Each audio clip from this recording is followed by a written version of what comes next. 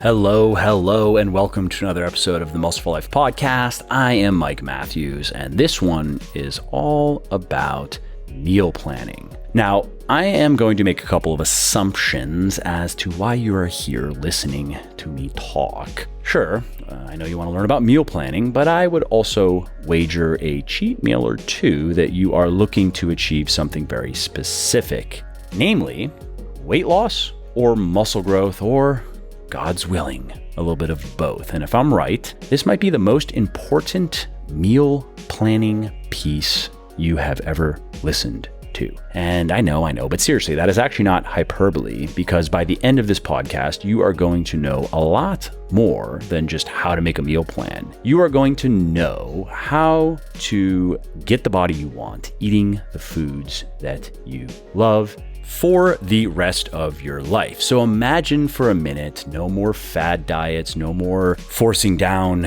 joyless, tasteless meals, no more battling hunger and cravings, no more struggling to lose or gain weight. What if you could confidently soar above all the mainstream diet hysteria and gimmicks?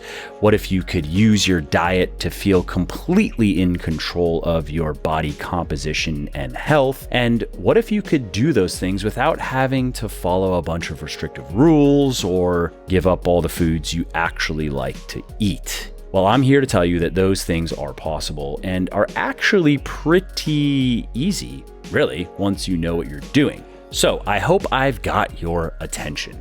This is where I would normally plug a sponsor to pay the bills, but I'm not big on promoting stuff that I don't personally use and believe in. So instead, I'm just going to quickly tell you about something of mine. Specifically, my 100% natural Legion protein bar. Now, unlike many protein bars, mine are not chalky, crumbly, hard to get down lumps made with low quality and undesirable forms of protein like milk protein, calcium caseinate, and soy protein, and chock full of artificial sweeteners, flavors, dyes, and other chemical junk. Instead, my protein bars contain 20 grams of high-quality protein from a blend of whey isolate, whey hydrolysate, whey concentrate, and pea protein isolate, are naturally sweetened and flavored, and do not sit on shelves for months on end, and so every bite is savory, moist, and pleasantly chewable. My goal was to create an all-natural protein bar that tastes like high-protein candy, and many of my customers say that I have done just that. So if you want a clean, all-natural, low-calorie, and low-sugar protein bar that has 20 grams of 5-star protein, that tastes as good as it looks, and that is easy on your stomach, then you want to head over to www.legionathletics.com and try my protein bars today. And just to show how much I appreciate all of my podcast peoples, use the coupon code podcast at checkout and you will save 10% on your entire order. I also have a very simple 100% money back guarantee that works like this. You either love my stuff or you get your money back. Period. No having to return the products, fill out forms, or jump through any other hoops, so you really can't lose here. Head over to www.legionathletics.com now, place your order, and see for yourself why my supplements have thousands of rave reviews all over the internet. Alrighty, that is enough shameless plugging for now at least. Let's get to the show. All right, so let's start with some myth debunking. Let's talk about 6 meal planning myths that need to die. Because if you have ever had trouble understanding how to create effective meal plans, you have probably fallen prey to at least one of these myths, if not multiple. So here's the first one. Clean eating is the key to getting and staying lean. The cult of clean eating has won very wide acceptance these days, and while it does have its heart in the right place, it really misses the forest for the trees as far as body composition goes. And specifically, what most clean eaters do not realize is the nutritional value of the food that you eat has very little to do with your body composition. Sure, eating plenty of nutritious foods is important for overall health and longevity, and I definitely do recommend getting at least 80% of your daily calories from relatively unprocessed, nutritious foods, but there are no individual foods that directly cause weight loss or weight gain. Sugar, for example, is not your enemy, and healthy fats are not your savior. And the key to understanding these shocking statements is understanding the concept of energy balance, which is the relationship between the amount of energy you are eating and the amount of energy you are burning. And many studies over the last century have shown that the very boring physiological reality is that meaningful weight loss requires eating less energy than you burn over time, and meaningful, meaning significant, weight gain requires the opposite. It requires eating significantly more energy than you burn over time. When you eat less energy than you burn, you are in what's known as a negative energy balance or a calorie deficit, and this results in weight loss. And when you eat more than you burn, you are in a positive energy balance or a calorie surplus, and this results in weight gain. So in this way, a calorie is very much a calorie, and calories in versus calories out very much matters. And in case you're not familiar with the technical definition of a calorie, it is simply the amount of energy required to heat 1 kilogram of water 1 degree Celsius. That's all a calorie is. It's just a measurement of energy, or you could say energy potential, that is in food. And there's also the energy that your body burns. And just for the sake of simplicity, we express both of those energy amounts, the energy in food and the energy we burn, in calories. So that's why we can then say, okay, how many calories am I eating? How much energy stored in food am I putting into my body, which my body processes and does things with, versus how much energy am I burning through just staying alive, moving around, and so forth. And what this means then is if you eat too much of the cleanest foods in the world, you will gain weight. If you do that often enough, you do that for long enough, one day, maybe you'll gain a little bit of weight and then you'll probably just go back to normal. But if you do it enough over time, you will gain weight. And on the flip side, if you maintain a calorie deficit while following a gas station diet of the most nutritionally bankrupt crap you can find, you will lose weight if you maintain that calorie deficit over time. And this, for example, is why Professor Mark Haub was able to lose 27 pounds on a diet of protein shakes, Twinkies, Doritos, Oreos, and Little Debbie snacks. He simply ate fewer crappy calories than his body burned over time. And as the first law of thermodynamics dictates, this resulted in a reduction in total fat mass. And if you want to read about that, simply Google Mark Haub, H-A-U-B, weight loss, and you'll find a number of mainstream news articles on it. Okay, the next myth is if you eat certain foods, you will gain weight. Now, this one is a natural extension of the previous myth, but it does deserve its own treatment. If someone tells you that there are weight gain and weight loss foods, do yourself a favor and ignore everything else they have to say. Do not take any advice from them, at least as regards nutrition and probably exercise and maybe life as well. No, seriously though, at least nutrition. Do not take any diet advice, nutrition advice from somebody who thinks that certain foods just make you gain weight and certain foods just make you lose weight, because foods do not have any special properties that cause you to gain or lose weight. They cannot clog your hormones. They cannot magically transform into body fat or do anything else to sabotage your fitness goals. What foods can do, however, is provide calories as well as macronutrients, protein, carbohydrate, and fat primarily. And these are the only two factors that matter when we are talking about body fat and lean mass, when we're talking about body composition. In other words, the total amount of energy contained in the food, the calories, and how that energy breaks down into the major nutrients our body needs to survive, protein, carbohydrate, and fat. Macronutrients is the technical term for that, or macros as people call them. Calories and macros determine what happens when you eat the food. It's just the calories and the macros, not the nutrients. And again, I'm talking about body fat, which means gaining or losing, and muscle gaining or losing. And we're going to dive into all the details here soon on the podcast. But for now, here's what you need to know. Certain foods do not make you fat. Overeating does. Sugar does not make you fat. Overeating does. Carbohydrates do not make you fat. Overeating does. And even hormones like insulin and cortisol do not make you fat. Overeating does. Controlling your weight does not require eating certain foods and avoiding others, or combining foods in specific ways, or any other type of quackery. As you will soon learn, all it requires is smart manipulation of calorie and macronutrient intake. All right, moving along to the next myth, which is low carb dieting is the best way to lose fat. Now, a couple decades ago, low fat dieting, low fat, not low carb, was all the rage. Unfortunately, it did not stop us here in the West from just getting fatter and fatter.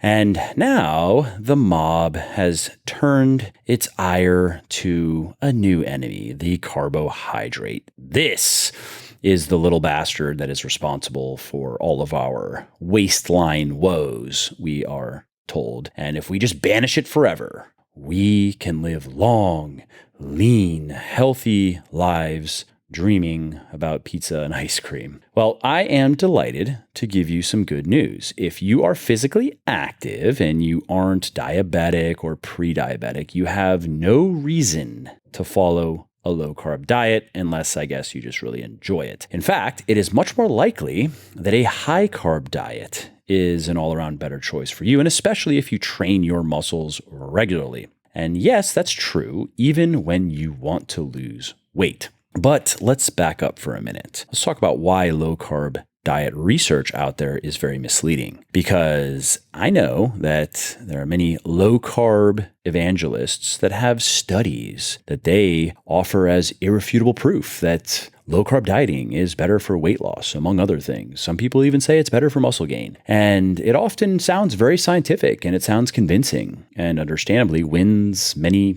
new converts every day. But there is a big gaping hole in the research, and it relates to protein intake. Namely, every single low-carb weight loss trial I have seen that is used to sell the ideology of low-carb dieting has a major flaw, and that is that the low-carb diets contain more protein than the low-fat, higher-carb ones.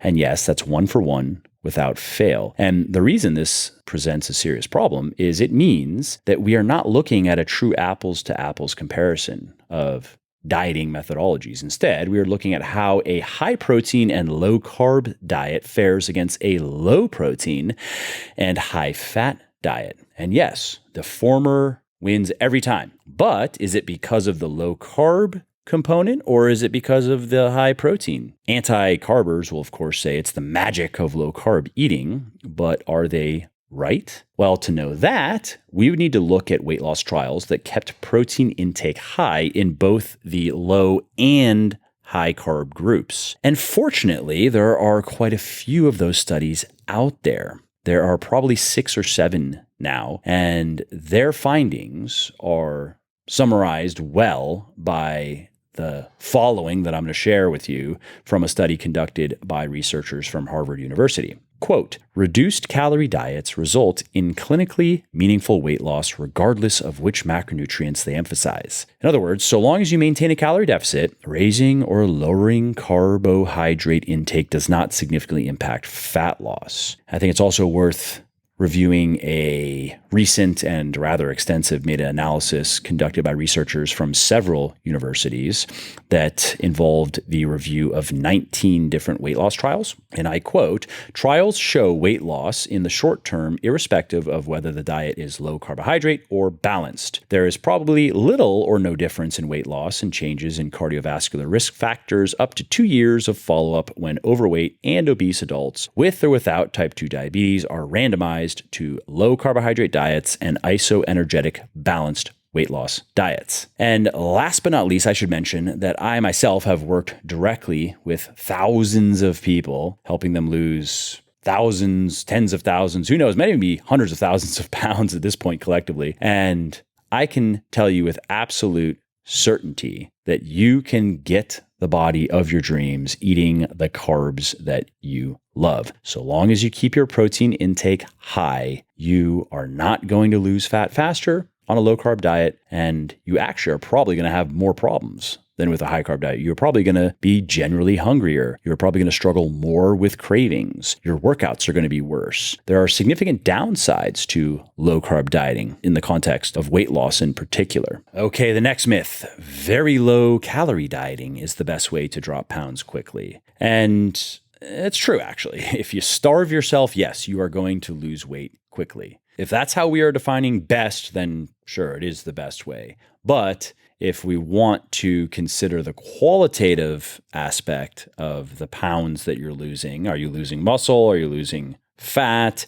As well as the qualitative aspect of the experience. Is it miserable? Yes, starvation dieting is always miserable. Then it is not the best way to drop pounds quickly, because while watching the scale go down quickly and feeling your pants loosen more and more every other day is encouraging, there is a major problem here. Losing weight quickly is not the goal. Instead, we want to lose fat quickly and not muscle. That's the key, because preserving muscle when you're dieting is the number one priority, because if you don't, then it's only a matter of time until you wind up skinny fat, which is very confusing for people. I understand. I hear from people often who have a skinny fat body and they have no idea what to do because they've done all this dieting and they've actually brought their body fat levels down to a normal, but they don't look anything like how they want to look. And the primary reason for this is they don't have enough muscle. You see, the look that most men and women are after, that athletic, lean, defined look, requires a lower body fat percentage, somewhere around 10% for guys, 20% for women, as well as quite a bit of lean mass, quite a bit more than the average person. For guys, it's probably somewhere around 35 pounds or so, more than average. And for women, it's somewhere around 15 pounds, maybe 20, of course, in the right places on their bodies. And there are several things that you have to do to accomplish that, and we are going to go over them later in this podcast. But one of the things you must never do is just starve yourself, is eat a very low calorie diet, a 500 calorie per day diet or an 800 calorie per day diet to try to drop weight quickly. Because if you eat too little, you will lose muscle. Regardless of what you do in the gym, it will happen. And the more muscle you lose, the further you are going to be from your ideal physique, regardless of how much fat you might lose in the process. Okay, next myth. You have to eat frequently to speed up your metabolism. Now, if you go find some generic fitness magazine or generic fitness blog and poke around, you're probably going to come across some version of this one. The idea is that by increasing meal frequency, you can stoke the metabolic fire and accelerate fat loss. And while it's true that breaking down and processing the food that you eat does cause a metabolic boost or bump, this is known as the thermic effect of food. That's the technical term. And it actually can be quite significant. Research shows that the thermic effect of food accounts for 10 to 20% of our daily energy expenditure, depending on the macronutrient composition of our diets, because certain macronutrients require more energy to process than others. For example, protein requires more energy to process than carbohydrate, which requires more energy to process than dietary fat. So theoretically then, the idea is if you ate frequently enough, you could harness the thermic effect of food and keep your metabolism revved up all day, right? And it sounds plausible, but research shows it does not play out like that. For example, a study conducted by the scientists at the French National Institute of Health and Medical Research involved the analysis of scores of studies with a variety of eating patterns ranging from 1 to 17 meals per day. And what the researchers found is that there was no difference in the 24-hour energy expenditure between low and high frequency eating. What they found instead is that small meals cause small fleeting increases in metabolic rate, and larger meals result in larger longer lasting boosts, and that it all just balances out in terms of total energy expenditure by the end of the day. So the bottom line here is there is no metabolic advantage to eating 3, 6, or 9 meals per day, and you should do what fits your preferences and schedule. Okay, so those are the myths that I wanted to debunk, and let's now start talking about meal planning. And let's start with how meal planning can save you from quote unquote dieting, because fad diets all have one thing in common. They have this assertion that theirs is the one true way. The paleo hordes say that you must follow the calls of your ancient cave-dwelling ancestors, and the anti-carb crusaders insist that you subject yourself to trial by ketogenic dieting. And the quacks out there swear by cleanses and detoxes and biohacking and other nonsense. And unfortunately, this can result in your squandering months and even years of time wandering in this swamp, defecting from one school of dieting to another, with not much to show for it in the end in terms of what you see in the mirror and what you've got in the gym. On you'll go, though, certain that the one true diet is out there somewhere, patiently waiting for your arrival, or the next new fad is going to be the one. The scientists have finally cracked the code. And I have good news and bad news regarding this. Let's start with the bad. The bad is there is no one true diet. There never will be. There are no real shortcuts to losing fat and building muscle. The secret they're not telling you about dieting is that it's pretty boring, actually. It lacks the sizzle that's needed to sell pills, powders, PDFs, and the rest. But there's good news too. And it is this. It is that the truth is very simple and it's very workable. It works for everyone. It works every time. It's like the quote that is often attributed to Thomas Edison, but I don't think we know who said it. It is that opportunity is missed by most people because it is dressed in overalls and looks like work. Yeah, dieting is like that. The suckers want glitz and they want glamour, but the real opportunity to build the body of your dreams is frayed denim and a rust-bitten toolkit. Now, here's how it breaks down in terms of importance. The most important aspect is the energy balance that we spoke about. Then macronutrient balance, which is how the calories break down into protein, carbs, and fats. And then we have food choices, and then we have nutrient timing. So nutrient timing when you eat is the least important. Food choices is not as important as macronutrients and energy balance. So let's look at each of these layers in detail. So let's start with energy balance. We've already touched on this, but it bears repeating because it alone dictates weight gain and weight loss more than anything else. So as you know, energy balance is the relationship between the energy contained in the food that you eat and the energy that you burn through living. And for meaningful weight loss to occur, there must be an imbalance in this equation.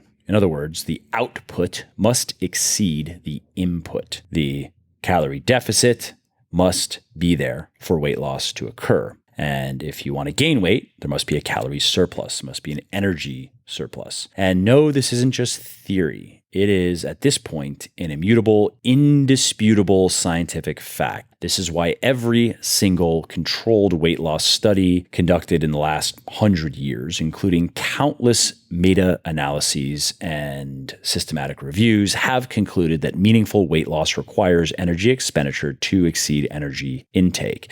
This is also why bodybuilders dating back just as far from Sandow to Reeves and all the way up the line have been using and continue to use this knowledge to systematically and routinely reduce and increase their body fat levels. And this is also why new brands of calorie denying come and go every year, failing to gain acceptance in the weight loss literature. Just like gravity, death, and taxes, you cannot escape energy balance. All right, let's move on to macronutrient balance. Once you grasp energy balance, the next part of effective meal planning is how those calories break down into macronutrients. And just to give a proper definition, a macronutrient is any of the nutritional components of the diet that are required in relatively large amounts to survive. And they are protein, carbohydrate, fat, as well as minerals, which are also often called macro minerals, like calcium, zinc, iron, magnesium, and phosphorus. Now, when we look at food intake solely through the lens of energy balance and weight change, a calorie is a calorie. If you eat too many calories for long enough, you will gain weight. If you eat fewer calories than you're burning, if you restrict your calories for long enough, you will lose weight, period. There is more to consider, though, because, as I mentioned earlier, we do not want to manipulate our weight so much as our body composition, and particularly our body fat percentage. In other words, we want to lose fat and not muscle. And when we are lean bulking, we want to gain as much muscle as possible and as little fat as possible. And when those are the goals, we have to consider more than just calories. Because if we eat too little protein, we will forever struggle to gain and preserve muscle. If we eat too little carbohydrate, we are going to make it harder to gain muscle and strength and to make progress in our workouts. And if we eat too much fat, we're going to have to dramatically reduce protein or carb intake to compensate. Now, if we get our macronutrient balance right, though, everything comes together. Then we can gain muscle and lose fat with ease. We will have high energy workouts. We won't have any major issues with hunger or cravings. It really makes a huge difference. It makes the experience of getting and staying fit much more enjoyable and much easier, really. It really is the closest thing you can find to dietary magic. All right, so now let's move on to the next tier on our little pyramid here, which is food choices. And this is the tier that is worshipped by most mainstream diet experts as the be-all and end-all of dieting. The quantitative stuff that we just talked about is not very popular. People don't want to bother planning or tracking numbers or paying attention to calories or macros. They'd rather just follow simple rules about what they can and can't eat. And there are many marketers out there who are very anxious to oblige them and sell them all kinds of things they do not need. And as we've discussed earlier in the clean eating myth, eating nutritious foods is important. Yes, definitely. You want to be healthy. You want to have high energy levels. You want to live a long, disease-free life. Then you're going to want to eat a lot of nutritious foods. It matters. But as far as losing fat and gaining muscle goes, the nutritional aspect of eating forever lives in the shadows of energy and macronutrient balance, because the truth is you can be the cleanest eater in the world and still just be weak and skinny fat. And as Professor Haub showed us earlier, and as the If It Fits Your Macros IIFYM crowd won't stop babbling about, you can build muscle and lose fat eating more or less whatever you want. That said, it is true that certain foods make it easier or harder to lose and gain weight due to their volume, calorie density, and macronutrient breakdown. So let's talk about that. Let's talk about foods that are good and bad for weight loss and weight gain. So generally speaking, foods that are good for weight loss are those that are relatively low in calories but high in volume, which makes them very filling. So examples of these types of foods are lean meats, whole grains, many different fruits and vegetables, and low-fat dairy products. These types of foods also provide an abundance of micronutrients, which is especially important when your calories are restricted, because if you eat too much junk food on a calorie-restricted diet, you can develop micronutrient deficiencies, vitamin and mineral deficiencies that can just make your life less enjoyable. Now, foods that are conducive to weight gain are the opposite. These are foods that are high in calories and low in volume and satiety, which refers to how filling a food is. So these foods include obvious things like caloric beverages, candy, and other sugar-laden goodies, but quite a few quote-unquote healthy foods fall into this category as well, like oils, bacon, butter, low-fiber fruits, and whole-fat dairy products. So think of it this way. You can only afford so many calories every day, whether you are dieting to lose fat or dieting to gain muscle or just trying to maintain your current weight and body composition. And you got to watch how you spend these calories. So when you're dieting for fat loss, you want to spend the majority of your calories on foods that allow you to hit your daily macronutrient and micronutrient needs without overdrafting your energy balance account. And I know I'm getting a little carried away with the financial metaphor, but bear with me. When you're dieting for muscle growth, on the other hand, you have quite a few more calories to spend every day, and that makes it easy to hit both your macronutrient and micronutrient targets with some calories to spare, which then you can spend on whatever you want.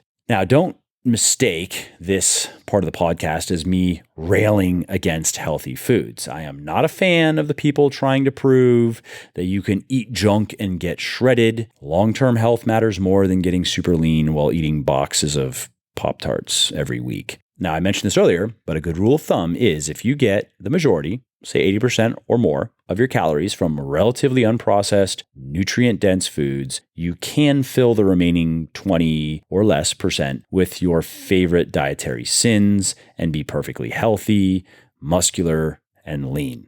All right, moving on to the final and least important tier, and that is nutrient timing. Generally speaking, when you eat your food does not really matter. So long as you are managing your energy and macronutrient balances properly, meal timing and meal frequency are not going to help or hinder your results to any significant degree. The only reason why I'm hedging there is some research that shows that eating some protein every few hours, which for most people comes out to like 5 times a day, is probably better for long-term muscle gain than eating larger amounts of protein more infrequently. So let's say eating maybe only 2 servings of protein per day with a number of hours in between them. So more frequent protein feedings is probably better for long-term muscle gain, but even that is not a major effect. And what that means then is you can eat 3 meals a day or 7 meals a day. You can eat a huge breakfast, or you could just skip it if you don't like breakfast, and you could start eating at lunch. That's the easiest way to do intermittent fasting, is basically skip breakfast. You can eat carbs in the morning, in the afternoon, in the evening, whenever you want. But if you are into lifting weights and you are trying to gain muscle and strength as quickly as possible, I do recommend eating several servings of protein per day, not just 1 or 2. There may not be a big difference between 3 and 5, but I would say 3 would be the minimum, and you can increase it to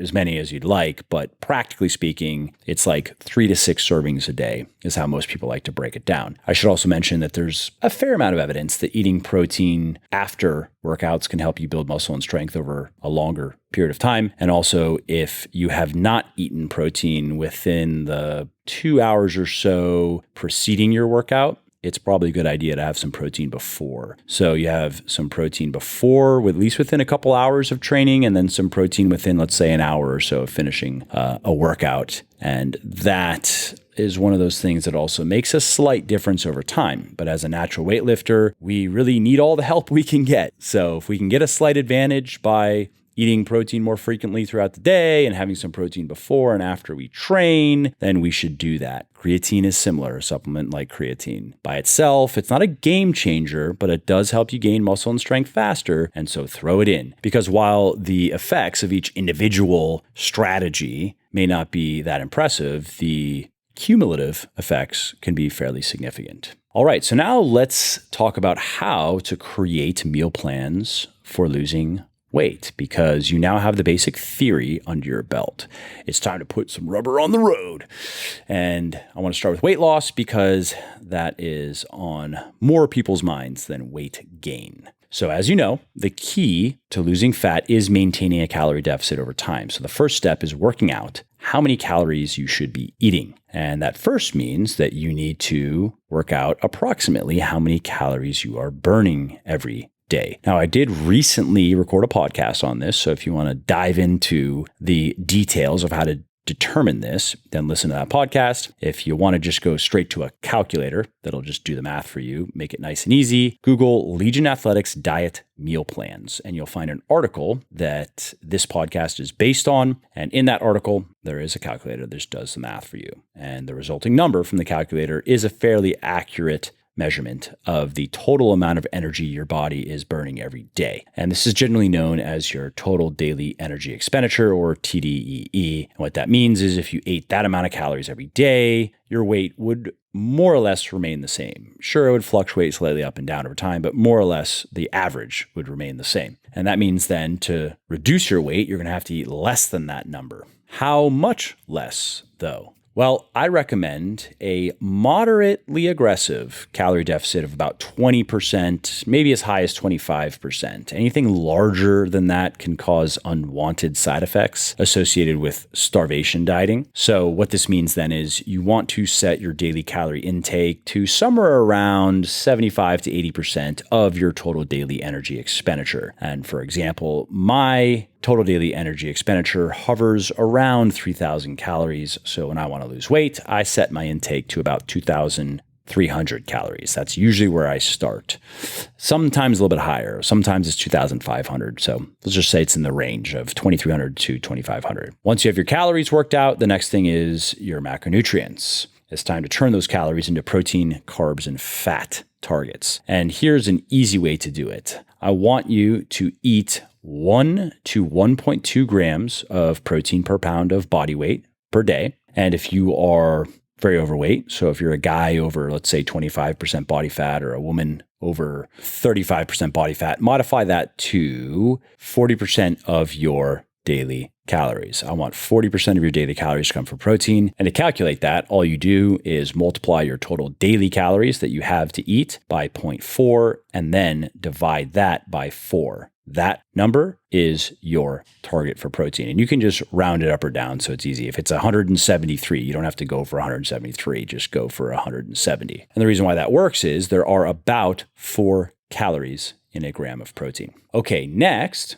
I want you to eat about 0.3 grams of fat per pound of body weight per day. And again, if you are very overweight, you can simply modify that to about 25% of your daily calories should be coming from dietary fat. To calculate that, simply multiply your total daily calorie target by 0.25 and then divide it by 9. That resulting number will be your fat target for the day in grams. And the reason why that works is a gram of fat has about 9 calories. And then get the rest of your calories from carbs. And to do that, you simply multiply your protein target in grams by 4, and then you multiply your fat target in grams by 9. Add those numbers together. So those are the total calories coming from protein and fat. And you subtract that from your total calorie daily target, which then leaves you with however many calories are left over for carbs.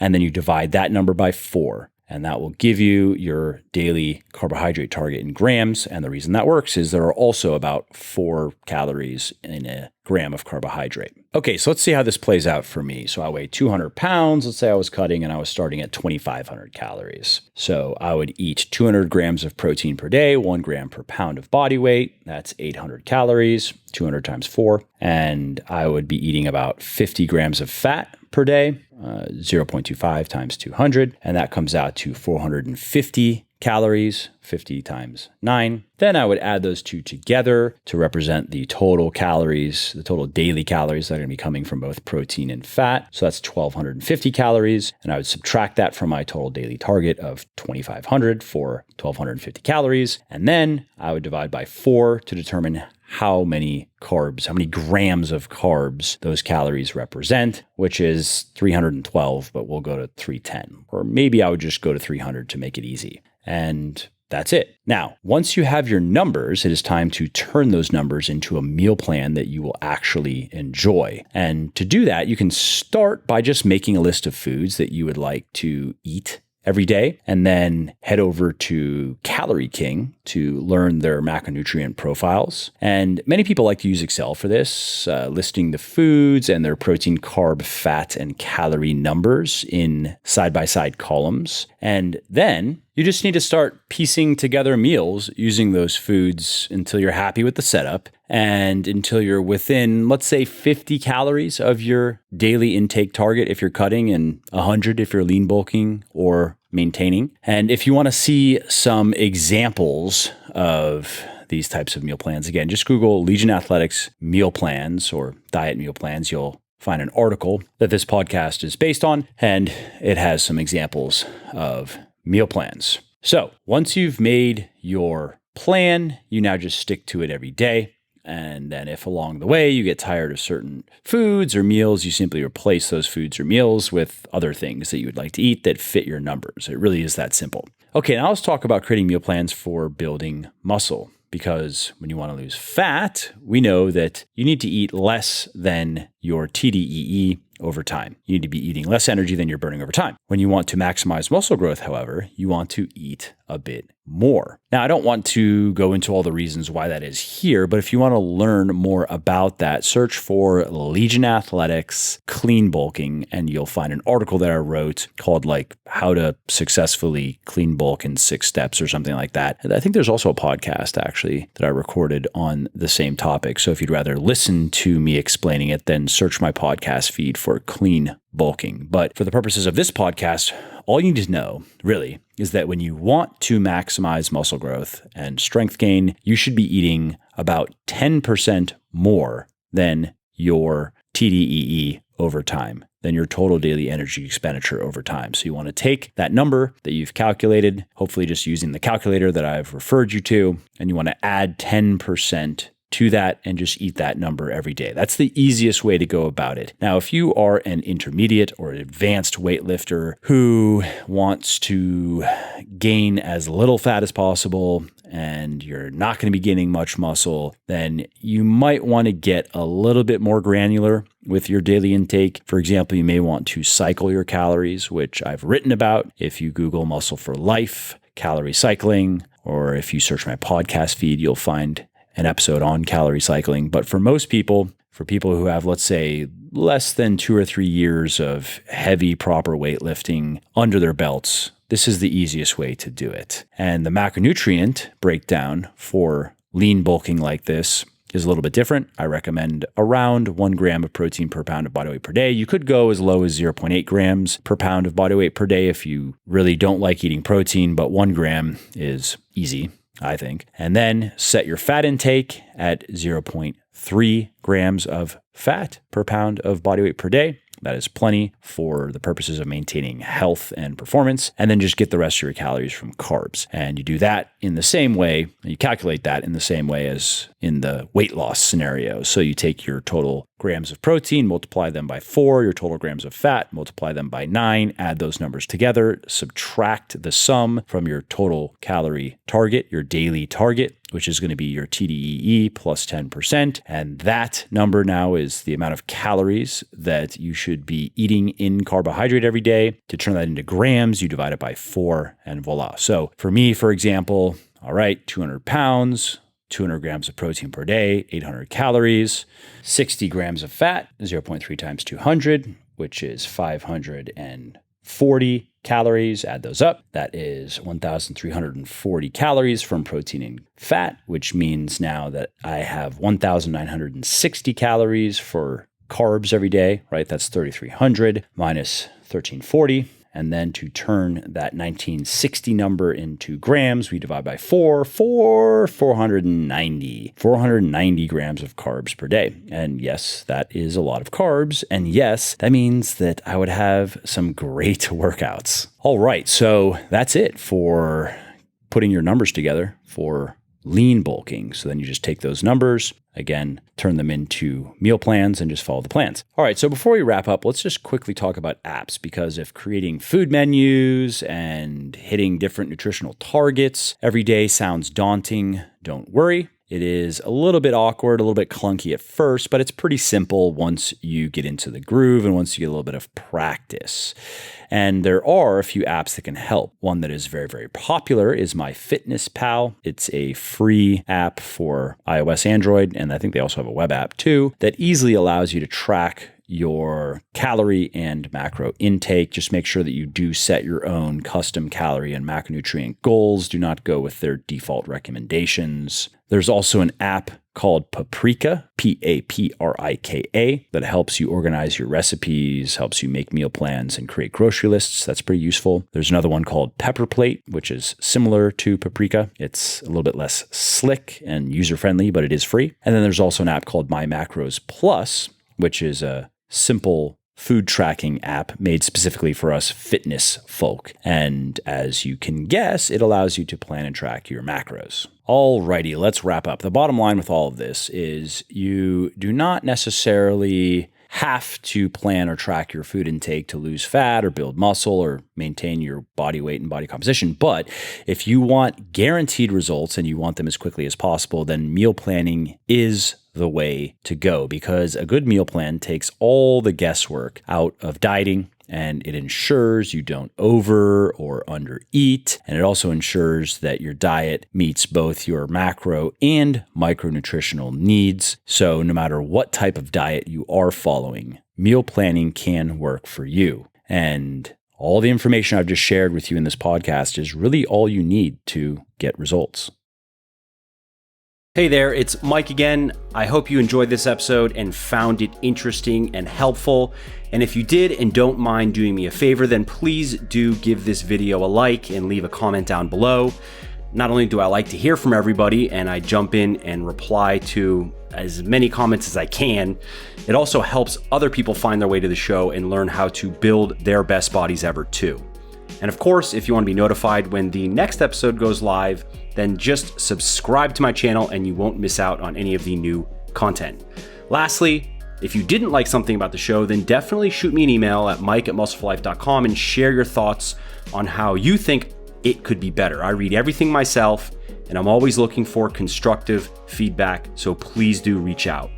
Thanks again for listening to the episode, and I hope to hear from you soon. And lastly, this episode is brought to you by me. Seriously though, I'm not big on promoting stuff that I don't personally use and believe in, so instead I'm going to just quickly tell you about something of mine. Specifically, my 100% natural Legion protein bar. Now, unlike many protein bars, mine are not chalky, crumbly, hard to get down lumps made with low quality and undesirable forms of protein like milk protein, calcium caseinate, and soy protein, and chock full of artificial sweeteners, flavors, dyes, and other chemical junk. Instead, my protein bars contain 20 grams of high-quality protein from a blend of whey isolate, whey hydrolysate, whey concentrate, and pea protein isolate, are naturally sweetened and flavored, and do not sit on shelves for months on end, and so every bite is savory, moist, and pleasantly chewable. My goal was to create an all-natural protein bar that tastes like high-protein candy, and many of my customers say that I have done just that. So if you want a clean, all-natural, low-calorie, and low-sugar protein bar that has 20 grams of 5-star protein, that tastes as good as it looks, and that is easy on your stomach, then you want to head over to www.legionathletics.com and try my protein bars today. And just to show how much I appreciate all of my podcast peoples, use the coupon code podcast at checkout and you will save 10% on your entire order. I also have a very simple 100% money back guarantee that works like this. You either love my stuff or you get your money back. Period. No having to return the products, fill out forms, or jump through any other hoops, so you really can't lose here. Head over to www.legionathletics.com now, place your order, and see for yourself why my supplements have thousands of rave reviews all over the internet.